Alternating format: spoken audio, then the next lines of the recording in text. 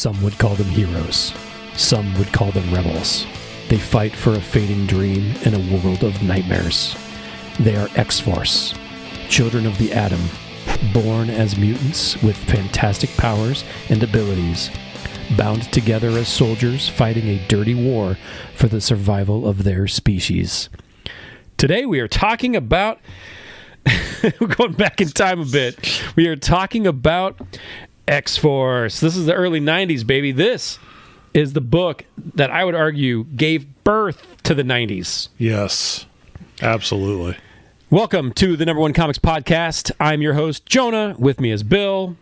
Hello. And this is the only podcast dedicated to the review and discussion of first issues. And as I mentioned, we are talking about X-Force. Now, this was published by Marvel Comics. Cover date, August of 1991. Cover price, $1.50. Art and story by the Rob Liefeld.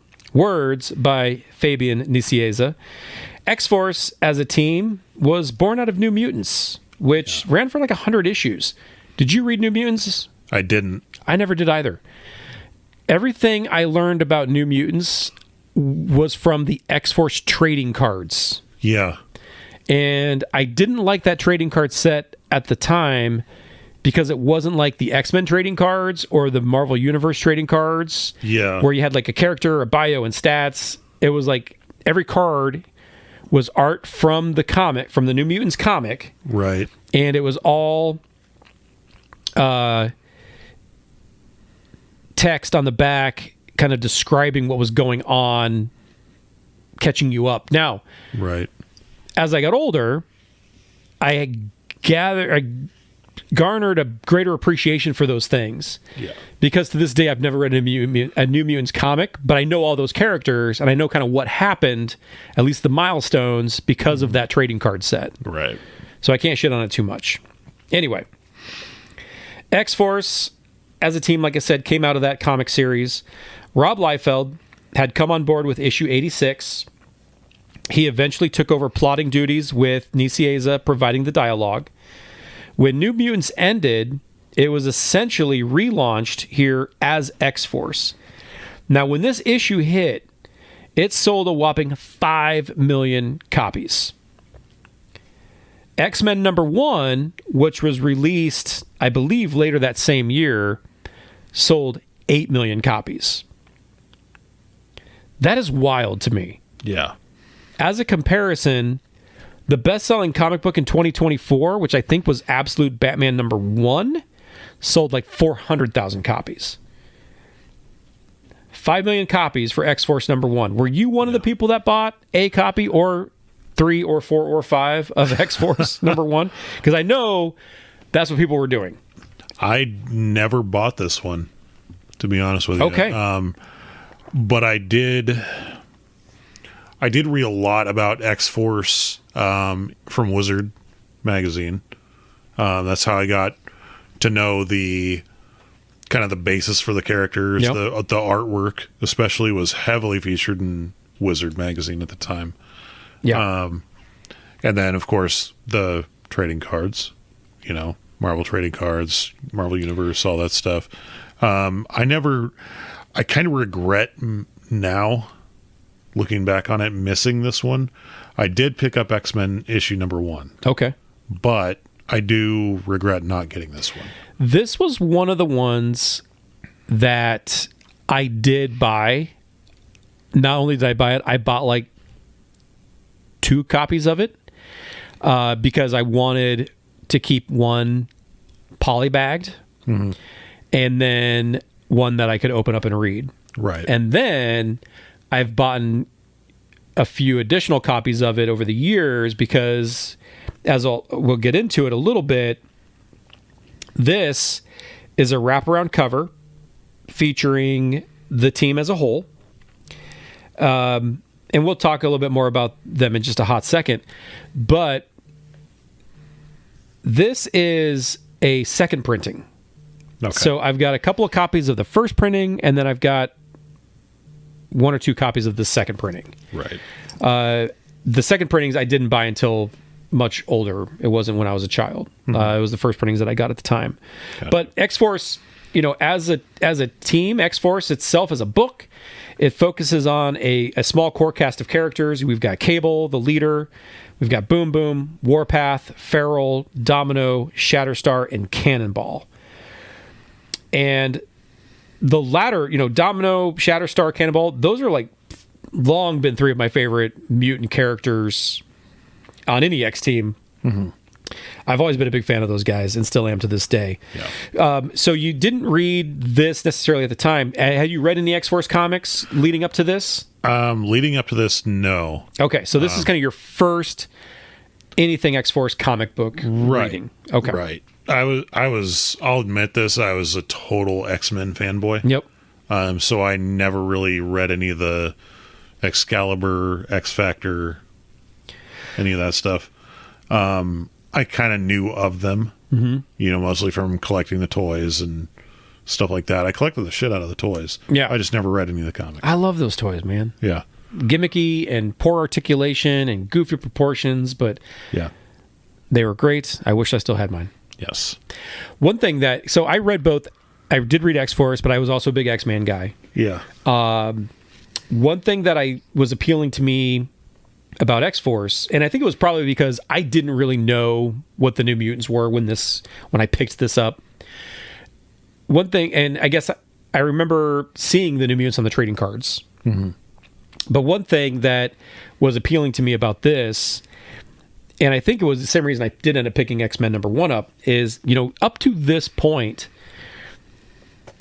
I felt like a lot of the X books just had so much baggage. And I mean, continuity baggage. Yeah. X-Men in particular. Yeah. And so X-Men, when that relaunched, and I remember picking it up, I felt pretty quickly within like the first 8 to 12 issues, I was like, oh man, there's more of this continuity baggage that's like kind of seeping in here. And it didn't really hold my interest quite the same way that X-Force did. Yeah. And the other thing too about the X-Men books is, especially after the launch of X-Men #1, you had essentially 2 X-Men comics, X-Men and Uncanny X-Men, both with different X teams. And I loved characters on each team, but I couldn't necessarily afford to buy both. Right. And so X-Force was just one book at the time.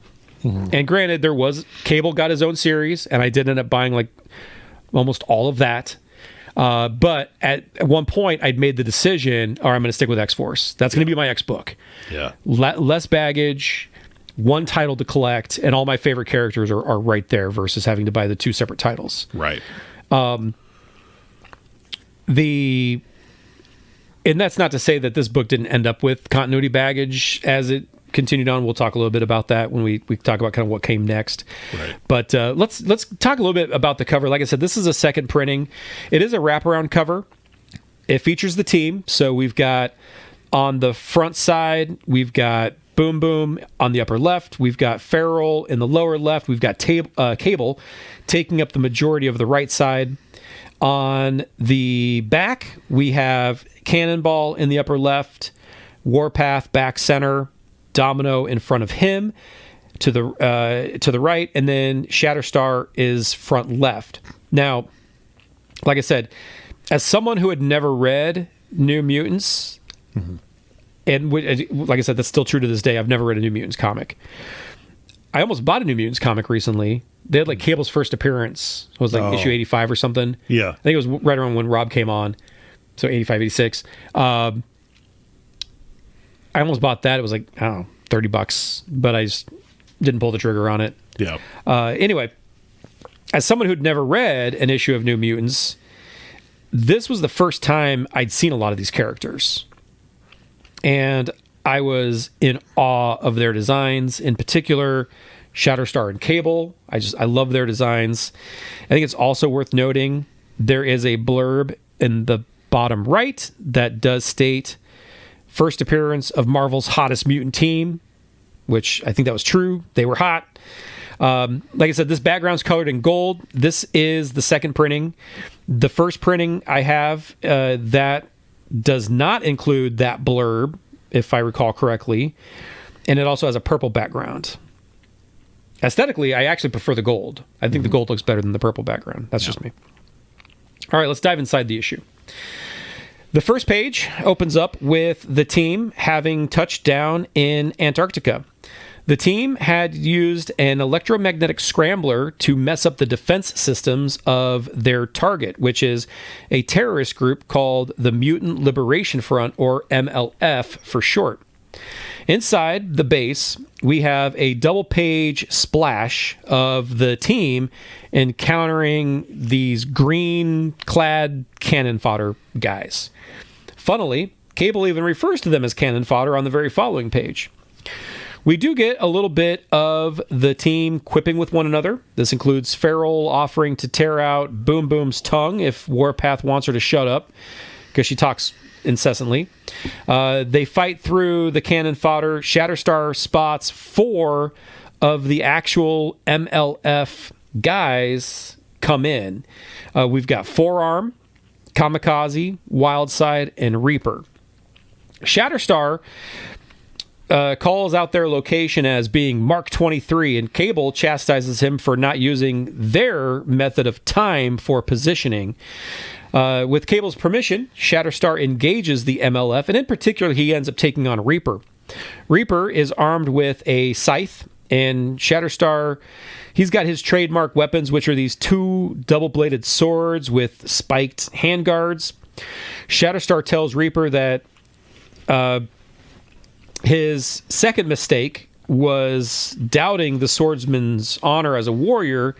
His first mistake was choosing to do battle with him at all. Shatterstar lobs off one of Reaper's hands. He's got his attached hand. It's covering his bloody stump, and he tells Shatterstar that, he's a hero and he won't kill him. Shatterstar warns Reaper that his way and the way of his teammates may be different, but he's willing to temper his actions on this world to suit those of his teammates. And with that, he kicks Reaper in the face, knocking him out. In the battle, Cable finds himself grabbed from behind by Forearm, and he's locked in a bear hug. Now, Warpath comes in from nowhere, essentially, to Cable's aid and slugs Forearm, which releases Cable from his grip. Cable states that they can take on as many of these pawns as they offer, but they're there to nail the king. They've come to nail the man called Strife. We cut to Strife himself. He's clad in silver armor. He's got a silver mask covering up everything but his mouth, essentially. Strife is accompanied by a little person named Thumbelina. That's an unfortunate nickname for a little person. Strife orders her to contact Zero to teleport the remaining MLF members to safety. The 4 members that are currently battling Cable's team are basically lost to them for now. Strife gives a command to the computer system to activate a self-destruct sequence. Back in the battle, Farrell takes on Wildside, and the two, they clearly go to the same hairstylist. Wildside is taunting Farrell until she grabs him by the mouth and she snaps his jaw and then tosses him aside. She's got a great line asking, "What's the matter? Cat got your tongue?" "Oh yeah, she does." I love that. Cable asks if Farrell killed her opponent. Not yet, she answers. Cable tells her that she can kill in self-defense, but not for sport. The MLF teleporter, Zero appears, and Wildside jumps through this open portal that Zero created.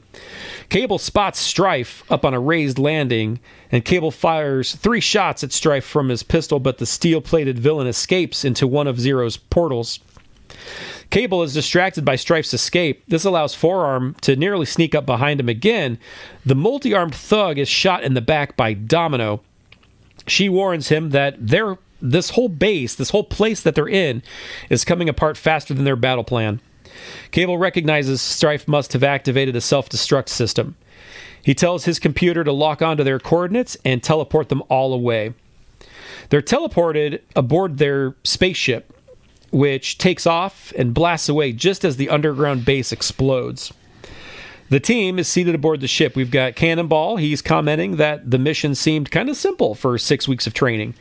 Warpath states that this was a win.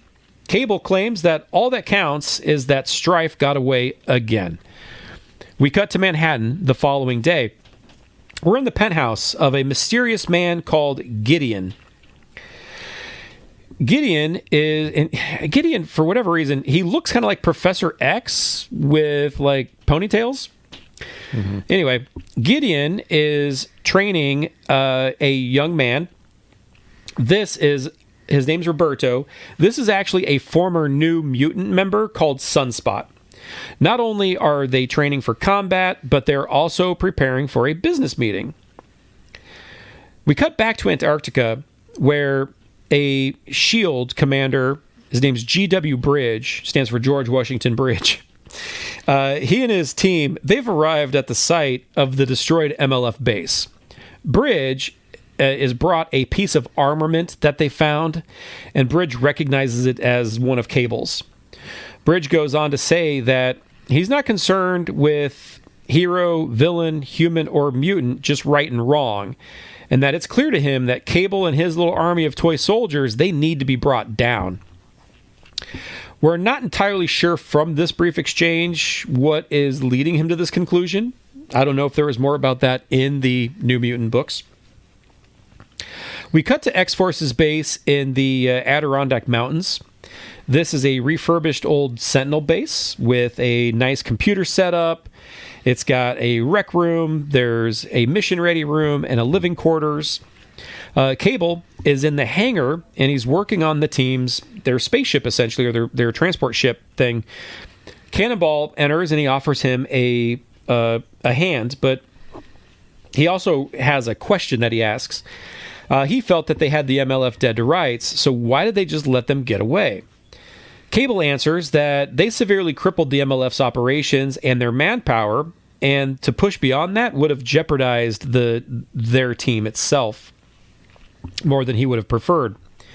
Cable then goes on to reveal that there was a man named Tyler who was like a son to him, and Tyler hooked up with Strife and the MLF and was killed during one of the MLF's terrorist operations.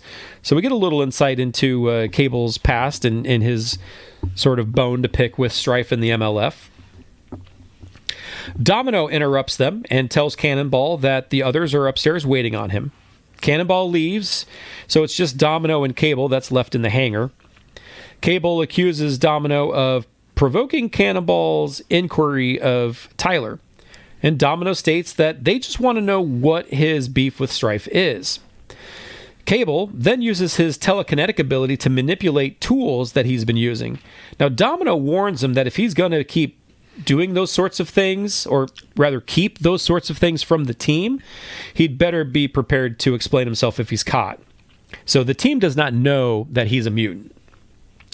Side note, I also believe that at this point, this might be the first time that we've seen him use his mutant powers. I don't know if that was something that was ever seen in New Mutants or not. Also, can I just say that I've always found Domino like one of the hottest Marvel characters. Absolutely. Like she's smoking hot. Absolutely. Anyway, back in Manhattan, Gideon and Roberto, they arrive at their business meeting. Gideon spends a few moments hitting on the woman who's greeting them. He's complimenting on her choice of perfume. Their meeting is to discuss the buyout of a company run by a woman named Ariana Jankos.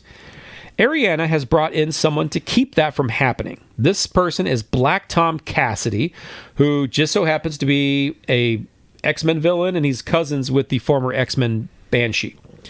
Black Tom is essentially there to take Roberto and Gideon hostage in an effort to extort loads of money from their respective corporations and stop the buyout of the Jankos business.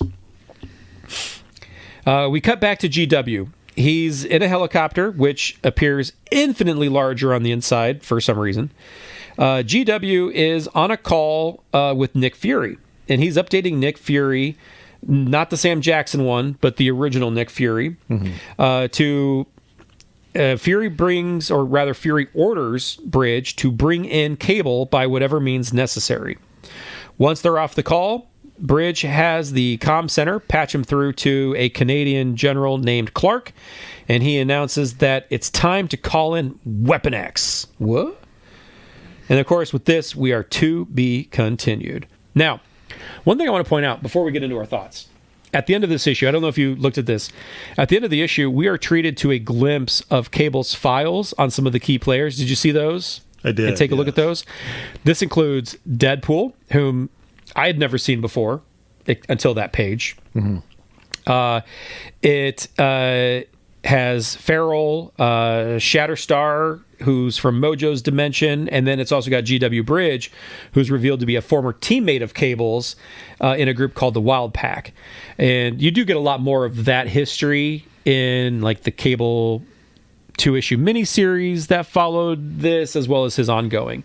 But I do want to point out too, there was an ad at the end of this issue for the soon-to-becoming Deathlock ongoing, which I was a big fan of. And in the letters page, there is a teaser for the new X-Men #1. So I thought that was pretty cool. All right, let's move on to our thoughts. Bill, thoughts? Well, first of all, the artwork, absolutely stunning in this. I don't think there's any argument to be made with that, even if Rob Liefeld can't draw feet. There's feet in this. Yeah, I know there is. I don't know what the joke is with that, of him not being able to draw feet, but yeah, I always thought, I always knew of the characters, and I always thought they were really cool looking. Shatterstar has always been a favorite of mine. He's so dope. Because I was a big fan of like anybody who carried a sword anyway, and he has a double-bladed sword. Yeah. That's freaking awesome. Domino, again, another one of my favorites, and Gideon, I always thought he was a really cool-looking villain. Never really knew much about him, but he was always cool looking. The hair always annoyed me because I'm like, does he have two ponytails? Is this just one ponytail that's really long? I think it's actually like two separate sets of hair. Yeah. But yeah, he's always been an interesting villain who I think it was one of those where they didn't really know what to do with him much in the 90s. Like, is he a bad guy? Is he an anti-hero? He was working with Sunspot. At one point, he fights Night Thrasher, which, sorry, but Night Thrasher would be really unmatched to take on Gideon. Anyway, but yeah, the artwork is definitely something that we'll spend some time on because, like I said at the very beginning, I would argue this is the book that gave birth to the 90s. Yes. The art, the story, the dialogue, it is all so incredibly 90s. Let's talk about the art first, because that is, I think, I almost said the most glaring thing about this, but I don't mean glaring in a bad way. Right. It is maybe the shining thing about this. Yeah. Because Liefeld's art has always seemed to be... He's always been a divisive character among the fandom. He's got his diehard fans, and he's got his haters. There are times where I really enjoy his artwork, and there are times where I would rather shove the stylus through my eyeballs. Yes. It just so happens this is one of those times where I really enjoy it. Yeah. The characters, proportions be damned, and really, who needs backgrounds? Right. But the characters are all fantastic looking. It's kinetic, which is something I've always loved about Rob's artwork. There's a certain energy that you don't always feel in a static comic book image. Just as an example, the image where Shatterstar slices off Reaper's hand, and you kind of see the hand coming towards the reader, or when you've got Warpath walloping Forearm and he's coming towards the reader, there's those really cool angles in there that just really add to the energy and the sense of movement. I've always dug his character designs. Yeah. Now I know he has a knack for going to the same creative well over and over again. Yeah. Like I joked about, like Farrell and Wildside having the same hairstylist, but really it goes beyond that. I mean, he does have a habit of I've heard him refer to this or talk about this before. There are echoes in comic books, such as the Captain America had an echo in Fighting American way back in the day, or vice versa. The Squadron Supreme is an echo of Justice League. you have those throughout comics, and I know Rob grew up reading those comics, reading the Freedom Fighters and reading about the was it the Invaders or the Defenders, and seeing all of these echoes at the time. And I think that he's even said this because of that. That is something why he might have a tendency, what we call like swiping or not being creative. He looks at it as it's an echo, and I think that there's certainly not anything wrong with that, right? Especially when you're able to bring something new or interesting to this archetypal character. Mm-hmm. Now, what he does have a tendency to do, though, is echo himself quite a bit, where you've got Cable, which I would argue is an original-looking design, but then you look at other properties that he himself has created, like Brigade and Bloodstrike with Image Comics, and you've got characters like Cabot and Battlestone that look just like Cable. Yeah. You've got characters that look like Shatterstar. You've got characters that look like Wildside, or Feral for that matter. And so I think that's where maybe some of the criticism comes from in terms of that lack of what Sam may say, like a lack of creativity. He just has a habit of cloning himself or cloning his own characters from time to time, even though he probably doesn't look at it that way. He looks at it as an echo of an existing character. Yeah. I mean, I think in any medium, you're going to have those like homages or, anything like that. And then there's certainly an argument to be made is, maybe an echo of your own character is maybe something that's certainly more valiant than echoing somebody else's character. Right. Because really, can you rip yourself off? Maybe not, is the question there, right? While the art, in my opinion, it's far from stellar. There are some issues I do have with it. Like the helicopter that has an interior shot, like it's the TARDIS, like that thing is like endlessly large. Yeah. It's just one example of that. And it also bothers me that only like 2 characters have pupils in this entire thing. Everyone else's eyes are just like white, which is a little creepy. Yeah. But it, like I said, if the art, that's definitely Liefeld's strong suit here. It's the actual storytelling or the plotting ability, which has always been, I think, his weak spot. Yeah. So it makes sense that you bring in somebody like Fabian Nicieza to help tell that story. In fact, just going back and revisiting some of his older books like Young Blood, Brigade, they're all stark reminders of that to me. He's an excellent artist. I don't think he's the best storyteller. Yeah. In terms of that art. Now, I don't from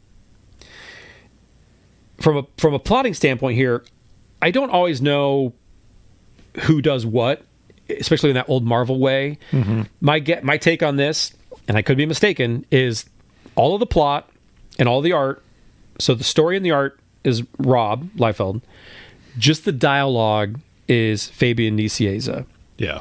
So the story itself is pretty straightforward, but I think the book is actually better because of that. It doesn't try to get too complicated, and that's good. They're after the bad guy. The bad guy escapes. The government spooks go after them, thinking they're the bad guys. The Gideon and Sunspot subplot, even when I was a kid reading this, that was of little interest to me. Even rereading this, it was of little interest to me. Yeah. Because I didn't know Gideon, I didn't know Sunspot, I just didn't care about those characters, and they didn't look cool to me like the X-Force team did. I think Fabian Nicieza does a good job providing the dialogue. I mean, it's not... I can't call it polishing a turd, but it's close. I think it was a smart call, like I said, to put him on the book to dialogue it. I could only imagine how it would have read otherwise. Right. I don't think it would have been very good or even readable. Any other thoughts on the book? And then we'll talk a little bit about what came next. Just kind of looking back on it and the time that I was reading X-Men, I probably would have preferred this because I did not stick with X-Men very long. Yeah. I came back every once in a while for like big storylines like Fatal Attractions. Yep. I came back for that. Age of Apocalypse, I came back for that. as a ongoing series, though, I probably would have gravitated more towards X-Force. Yeah. I think I ended up collecting the first 50 or so issues of X-Force. It started to become less entertaining for me. Coincidentally, maybe not coincidentally, it's when they brought in Jeff Loeb as writer, who I notoriously do not care for the majority of his writing work. Yeah. But anyway, let's talk about kind of what came next, because there was a lot. So by issue 12, Liefeld left this title to be a founder of Image Comics. So following a brief, and then I guess following that, there was a brief hiatus because of the Age of Apocalypse story event. It's coming after the Age of Apocalypse is when Jeff Loeb took over writing this book, and that was with issue 44. And like I said, maybe not coincidentally, that's about when I jumped off the title. I think 50 is the last issue I have in my collection. Yeah. In 1997, a John Francis Moore took over. Now, I was not familiar with that name. Like, it didn't stand out to me, but he is the one that wrote Doom 2099 and X-Men 2099. Oh, okay. Which I do have both of those. Yeah. So this John Francis Moore came on and he wrote issues 63 through 100. Warren Ellis, which I know he's a problematic human being in comics these days, but I've long been a fan of his writing. He took over the title through issue 115. In 2001, at issue 116, Peter Milligan took over and totally overhauled the look and feel of the book. He played up this idea of this group of mutants. They're being turned into media stars. It had new characters. It had a completely different look and feel to it. That first volume was essentially canceled at issue 129. In 2004, there was a volume 2 that launched. It was a 6-issue miniseries, and this reteamed Liefeld and Nicieza. Now, I remember giving this a shot at the time, but I didn't find Liefeld's art appealing in this for whatever reason. It wasn't clicking with me. So I skipped volume 2, but I was all over volume 3 when that premiered in 2008. Now, that was by Craig Kyle and Chris Yost, and it was beautifully drawn by Clayton Crane, who's got this really gorgeous, like, painting style. And this incarnation of the team, basically, it's Cyclops forming a Black Ops team that featured Wolverine, Warpath, Angel, and Wolfsbane. So it was a very cool team up, and that ran for 28 issues. Yeah. There was a title called Uncanny X-Force that ran for 37 issues from 2010 to 2013, and that was by Rick Remender. And I remember I was recently taking stock of my X-Force comics, and I learned that, because I didn't think I had any of that, but I actually have issues. I'm only missing issues 9 through 15. So I've got big chunks of it. There was a second volume with the Uncanny adjective, and that ran for only 17 issues. And I've only got 2 or 3 issues from that run because I wasn't collecting really comics at all at that time. Right. And that was like 2013 to 2014, I think. Now, another title I missed out on around the same time was a title called Cable and X-Force from Dennis Hopeless and Salvatore LaRocca.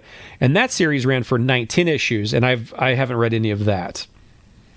Replacing both Cable and X-Force and Uncanny X-Force in 2014 was a new volume of just X-Force, and that title ran for 15 issues. I also have not read any of that one yet. Now, one I am interested in checking out is Volume 5 from 2018, which it only ran for 10 issues, but it was basically like the old band getting back together with the inclusion of Deathlock. And so that really appeals to me. So I am going to have to go back and track those down. Yeah. As I was getting back into comics in 2020, I did pick up Volume 6 from Benjamin Percy and Joshua Cassara. That series ran for a whopping 50 issues, which again seems like an impossibility today. Right.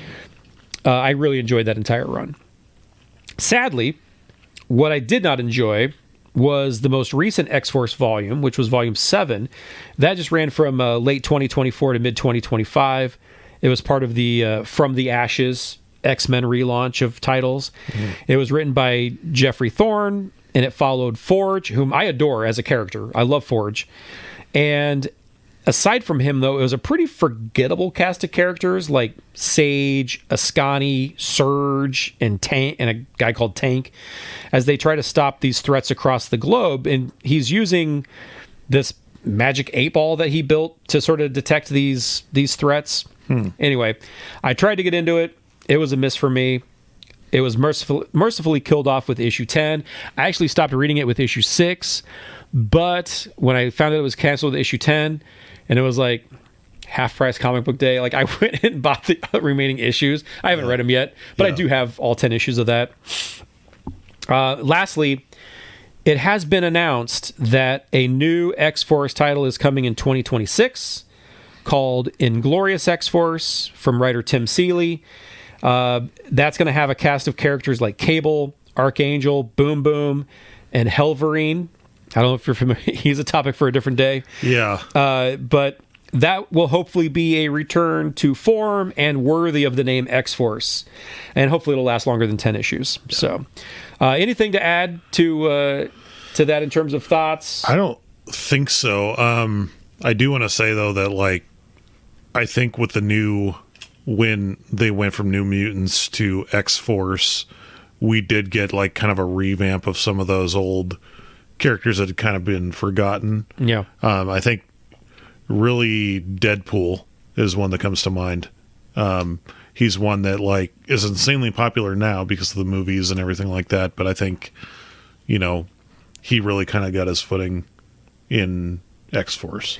Yeah, I remember my first time reading him was in an X-Force comic, and he kind of breaks into the X-Force headquarters. He takes out Shatterstar,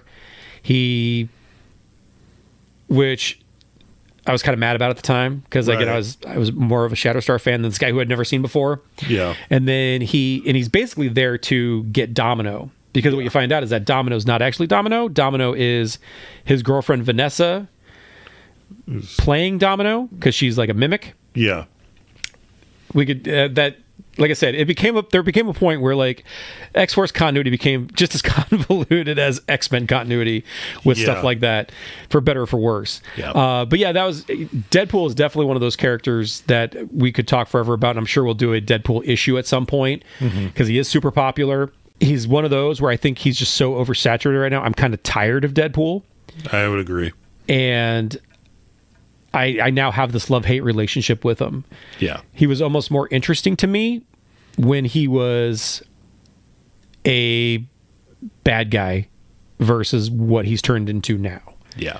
But that's just me. And again, that's a topic for a different day. So we'll definitely do a Deadpool comic at some point. I'd love to actually do maybe the 90s miniseries that he had. Yeah. Or maybe start with his first ongoing, but I don't think I have either of those copies in my collection. Right. But we'll find one to do. So let's wrap this up and let's rate this bad boy. Would you have bought the next issue? Would you have at least read it? Would you skip the next? Or would you rather have Farrell scratch your eyes out and Shatterstar lop off your page-turning hand? Wow. I probably would have at least read, if not bought, the next one. It's definitely a high read, low buy for me. I did buy like the first 50 issues of it, and I did love it at the time. I've actually not had a chance to go back and reread it recently. Yeah. I'm looking forward to doing that. I'm actually think it's once I finish up rereading that, I mentioned it in a previous episode, I'm currently rereading like Jason Aaron's Avengers run. I have at the same time sort of been putting in a little of Cable's ongoing, his solo ongoing, because I was a big fan of that series as well. And I just bought a complete collection of that earlier this year. Yeah. So I've got like all 100 plus issues of that. So I'll probably go back and reread at least the first 50 issues of X-Force that I have. I don't know if I'll go in and buy the ones beyond that. I definitely probably will not go back and collect like the Milligan stuff, just because I like X-Force as a strike team. Yeah. Which is why I didn't care for really this last incarnation that we had where it didn't feel like X-Force to me. You could have probably named that book anything other than X-Force, and I would have probably been more forgiving of it. Right. But you call it X-Force, I've got certain expectations. No pun intended. Right. And it just didn't meet those expectations. Right. So hopefully this next one, the Inglorious X-Force, coming in 2026 does. I'm looking forward to checking it out, and we'll probably review it on the show. Yeah, sounds good. All right, well, that's going to do us for this one. Thank you for joining us. Special thanks to everyone at the Field of Geeks for making this episode happen. Thanks to Raven X for the theme music. Be sure to like, subscribe, find us wherever you get your podcasts. Just look up Field of Geeks, and you can find us. Find us online. Facebook is where you can find us at the #1 Comics Podcast. So join me there. I try to post daily, whether it's issues I'm reading or trading cards from my childhood. So join me there. And as always, appreciate you guys being here. We'll see you next time. For Bill, I'm Jonah. Take care.